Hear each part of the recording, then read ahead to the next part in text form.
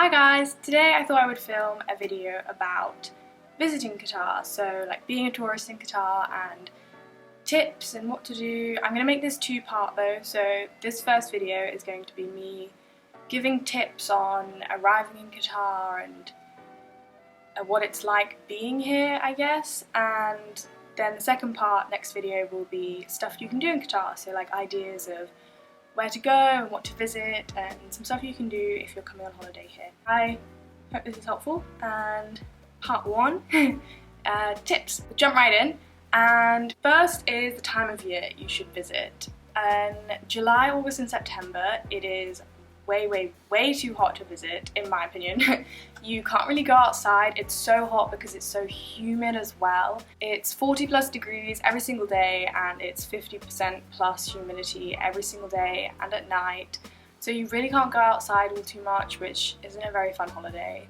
Especially because there is quite a lot to walk around and see in Qatar if you want to. So I wouldn't recommend the depth of summer months. It's not really a summer place to visit. My favourite month to visit is April because it's quite hot, it's 30 degrees-ish, but it's still quite dry, so you're not sweating and outside is quite nice. If you want just a pretty nice, hot-ish, I've been in December and January and it's in the 20s the whole time, it gets down to the teens, it's quite dry, so it's very pleasant. You can go outside, you can go to the pool, you can go swimming, and that's nice, but it's not like you can walk around and stuff and you're not sweating, and it's actually more like English temperatures that you're used to. January is the coldest month of the year, so that can get down to below 10 degrees. Doesn't ever go below freezing here. It is the desert, but depending on what weather you like, the summer I wouldn't recommend coming because it's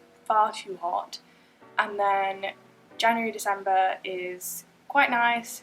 April's my favourite month because it's still hot then, but it's not reached humidity yet. And another thing about visiting is it's a Muslim country, so if you want to visit but you don't practice Ramadan, the month of Ramadan can be quite hard when you're here because you don't eat or drink in public, there's no alcohol the whole time, and the time of Ramadan changes each year, so you should look it up before you come. This year Ramadan was throughout the majority of June, so it was very hot outside. If you go outside you would want to be drinking, but you don't drink in public here during Ramadan, so if you don't practice it, it can be quite hard to be here during Ramadan, so look that up if you think you might be coming while it's on. Another thing about Qatar is, a Muslim country, and so you should dress respectfully and conservatively.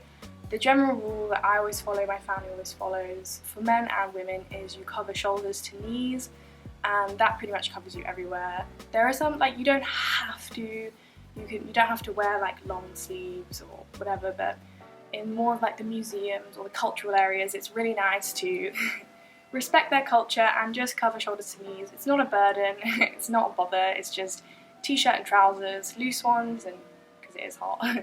And that's just something to keep in mind when you're packing as well. When you're in your own area, when I'm in the apartment, when I'm down by the pool, or if we go to the beach, we go into the desert, it's more private areas, so we can wear what we like. Obviously wear swimwear, swimsuits, bikinis by the pool, by the beach, so that's totally fine. But when you're out in public and going to areas where you should be more respectful, then shoulders to knees is the rule, and so it's not difficult, but it's just something to keep in mind. Most people won't be bothered if you don't follow that rule. A couple of places might not let you in or something, but most people won't tell you not to, but it's just it's not what majority of people do. You arrive in Qatar is another thing. When you arrive, the tourist visa, you can pay on arrival, and it's 100 riyals, which is about 20 British pounds. And you pay by card, so I don't know if that's a helpful tip for anyone. It would be a helpful tip for me. You have to pay by card and it's about £20, 100 riyals, and that gives you 30 days of tourist time in Qatar. And if you're flying with Qatar Airways if you're transiting through Doha, then you can actually get a free transit visa, which I think, don't quote me on this, gives you up to 4 days exploring Qatar. And if you have to apply for that one in advance, but it's free, and you apply for that one and you can transit through Doha and come out into the city during your layover. If you're with any other airline, other than Qatar Airways, then you have to pay for a transit visa to leave the airport. So just look that up before you come if you do want to come into the city during a layover. I've got friends who have a long transit in Doha and they're going to come out into the city because it is worth it, I think, especially if you're with Qatar Airways and it's free. Like, you get to have a little nosy around a really cool city. So look that up before you come and just check your airline. And my other tip about Qatar is about alcohol. You have to be 21 to drink here. So I don't drink, I'm 20 still, but you can drink in your own home if you have the license here to buy alcohol. So my parents have a license. It's like a license to buy alcohol here. And you have to be over 21, but you can't bring alcohol in through the airport. So don't buy any alcohol at duty free or anything, because they scan all your bags on arrival and you can't bring alcohol in. So the drinks will be taken away from you. But once you're here, there are hotels that are 4-star and above can apply for an alcohol license to sell it to you. So there are hotels, they all have loads of bars and restaurants in them, and in there you can get drinks with your meals.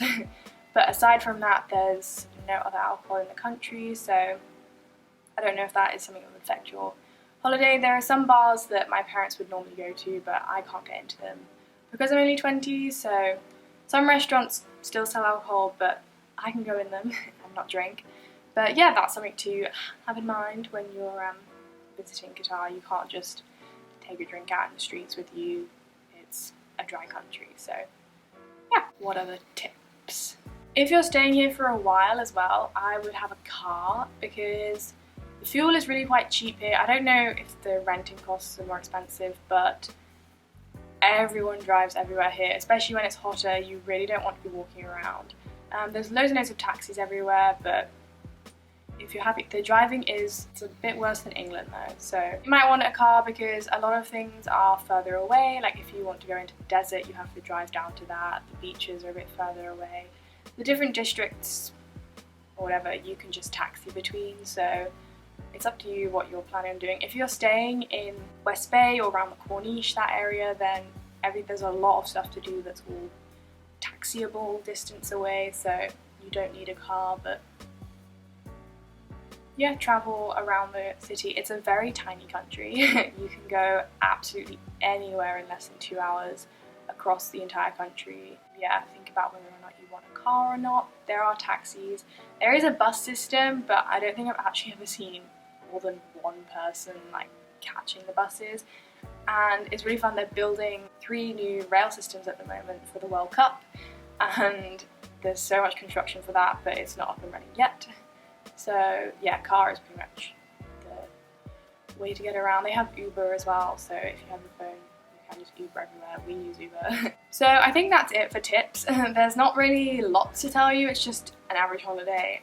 It's quite an expensive city to eat in and stuff, but a lot of the things to do are free, so that's good. But yeah, food is more expensive than back in the UK, and I'm kind of tailoring this to a British visitor because I'm a British tourist here. That's all my tips, and I hope that's helpful. If you put any questions down below, I will happily answer all of those. I hope I can help because I have been a tourist visiting here for over 4 years now, and it's a really, really great city. I think if you can visit, you should, because it's just a really different culture, but it's super welcoming and fun, and I'm really glad I've got to experience the city. But it's just a couple things to have in mind before you visit. I'll be doing part 2 of what to do here, like where to go, ideas of things to do, because I get asked all the time, like, is there anything to do, is it just a desert? But no, there's stuff to do, and I hope that's helpful too. So any questions down below, like this if you enjoyed, and subscribe for more videos. I've got loads of stuff coming. And yeah, thank you for watching.